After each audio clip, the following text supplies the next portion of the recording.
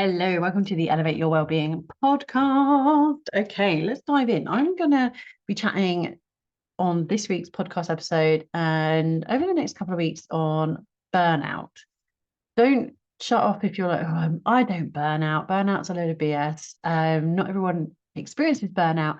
And that is true because we experience it in different ways. So I want to just dive into like what is burnout and then how it's actually impacting your life, how it's actually affecting your life. So do you resonate with any or all of these? So burnout is a state of complete mental exhaustion, physical exhaustion, or even emotional exhaustion. So it might be difficult for you to engage in activities that you normally find that are meaningful to you, or you no longer care about things that are important to you. And it's really interesting to look at burnout and how it can impact us in different ways. So sometimes we feel like we're physically drained and we just don't have the energy to do anything. And it can be a little catch-22 because the less you do, the more tired you'll be because you don't have energy, you generate, you create energy. So by using up some energy, you will create energy. And this I know can be different for everyone, especially if you have got something like chronic fatigue or similar conditions that do have that impact. You know, I'm totally here for like the spoon analogy. If that's something you've heard of, it can really ring true. So it's just making sure that you're doing as much as you can that works for you. So it's honoring your own individual levels with that physical burnout. So it's honoring what you need to do. And this can be really hard when we have a mindset of having to constantly be productive. Because I was chatting to a few people I know from a little mastermind I was a group of, and I was asking them about, do they ever feel like they're doing things that should be good for them, like well-being, self-care activities, quite literally to tick it off the to-do list. And it's knowing the difference of, are you doing it to do it, or are you doing it because you know it makes you feel good? So anything that's worth doing can be challenging. That it's getting started, having that momentum to do it is the hardest part. So once you've got started, like once you've put on your running shoes or once you've rolled out your yoga mat, whatever it is, that's the hardest part, is then, you know, getting across the start line. And we were chatting because I just honestly wanted to know, this is where that taking your well-being beyond the yoga mat really came from for me, because it's honoring that there are some people that literally do the things because it's to get them off the to-do list. And I always wonder whether those people, and I see it, you know, every now and then, you know, it's not like everyone's doing this, but it's that fine line between doing something because we feel we should be productive, even when we're resting, even when we're doing something to refill our cup.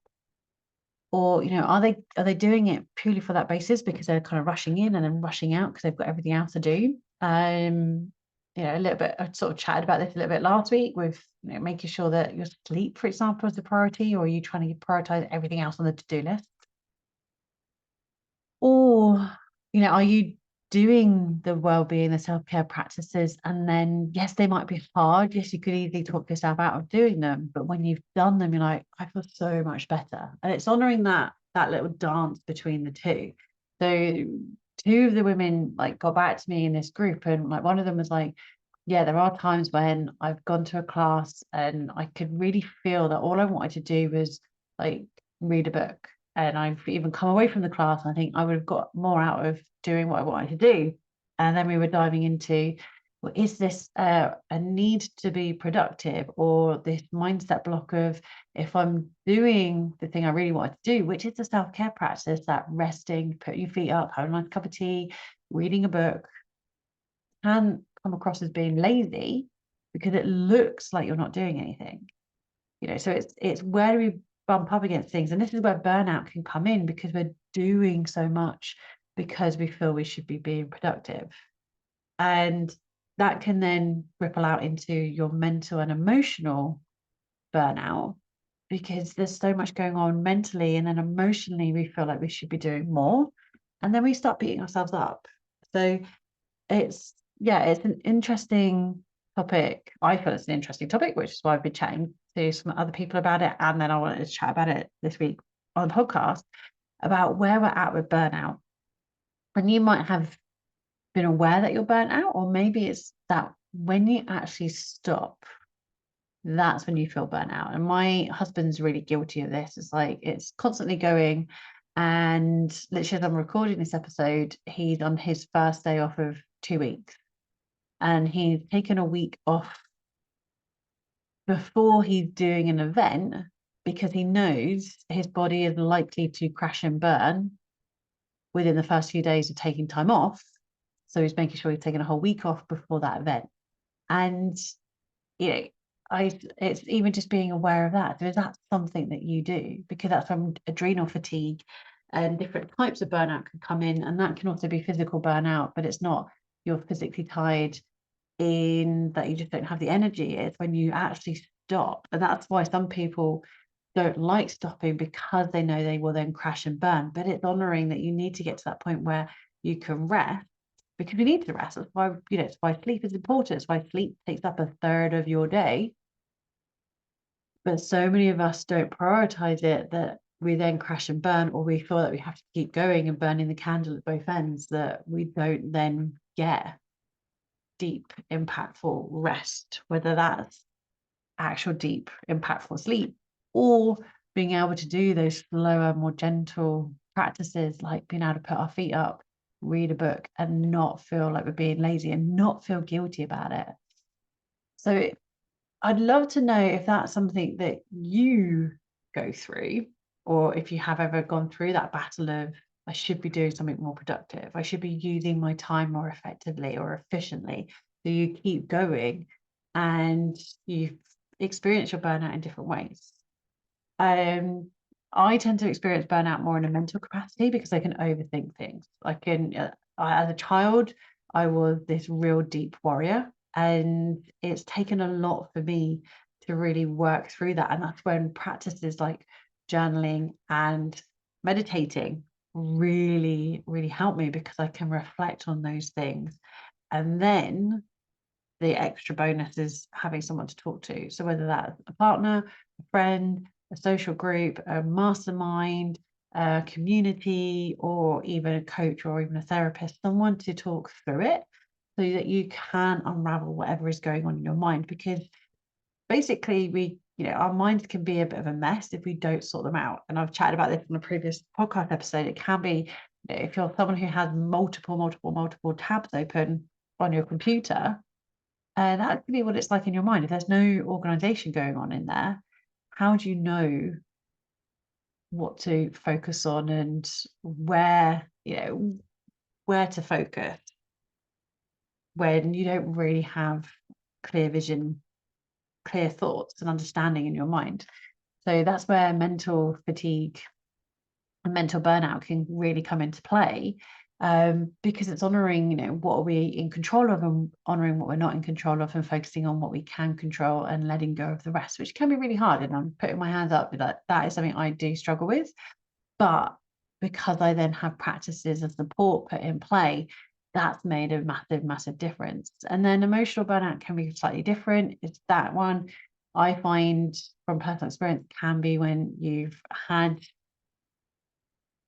like trauma in your life potentially. So things have been going on that were way out of your control and they really impact you emotionally.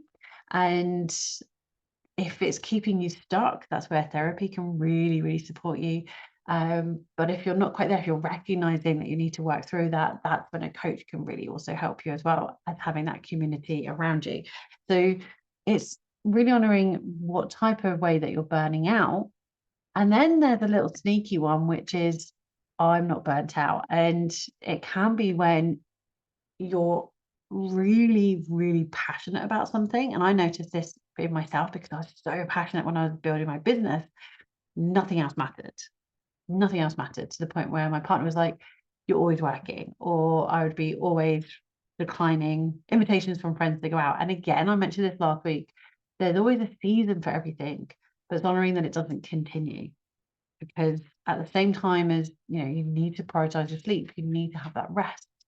You also need to have that balance of taking a little pause, because it's amazing how having that little break, doing something different, that can give you the breakthroughs and those ideas and giving you that fresh perspective. So if you're someone that doesn't feel that you burn out, you've got all the energy and you can keep going, the key thing then is to notice what's going on around you, because this is how burnout can really impact your life, in that you're burning out your relationships, you're burning out those connections, you're burning out those opportunities to have fun and enjoy your life and really nurture and nourish your relationships with your family, with your friends, with your partner, with your kids.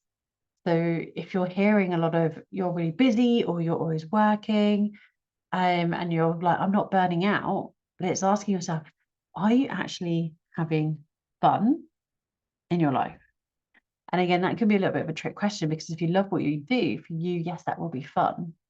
But is there that whole life aspect to it? This is where there are different practices that I go through with my coaching clients. So you've got the wheel of life, where you can look at a certain amount of sections, like breaking down your life. So not only what you're doing in your business or your career, but looking at your health, your well-being, your social aspects, all these different things, and where you'd actually rate them.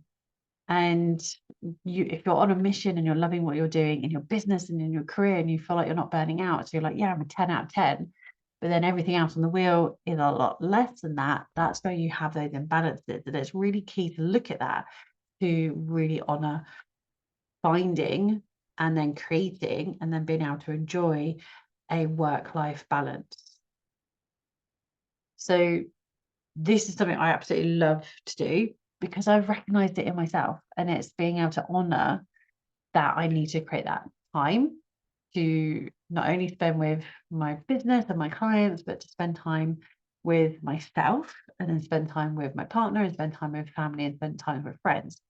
So it's getting things in the diary and making them important as well. So something that we're starting to play around with now is actually doing date night, because when you are with someone for a long time, that could fall off the wagon.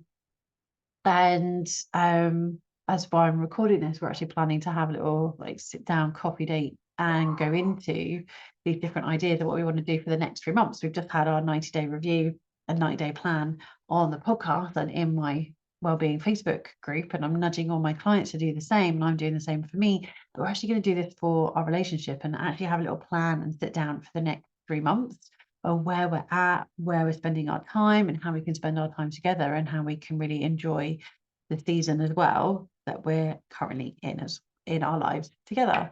So I'll be sharing a little bit more of that on my socials. So do make sure that you're following me. Best place to find me is on Instagram at I am Rachael_UK. Everything is in the show notes.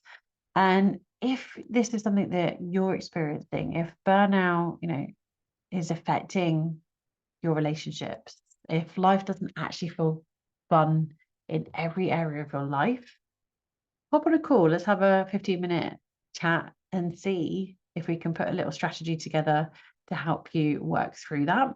And then if you want to go deeper than that, then we might find out what the next step for you is actually going through my 90-day wellbeing coaching program, where I can really help you honor where you're at in your burnout and how that's affecting you, and how we can move forward as well.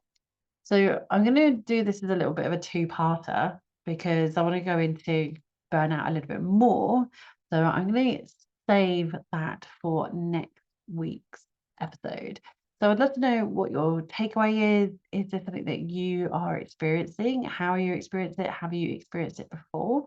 If you are sharing that you're listening to this, do tag me if you're sharing this on the social media platforms that I have listed. If you're not on them, my email is also listed in the show notes, and I will join you next week.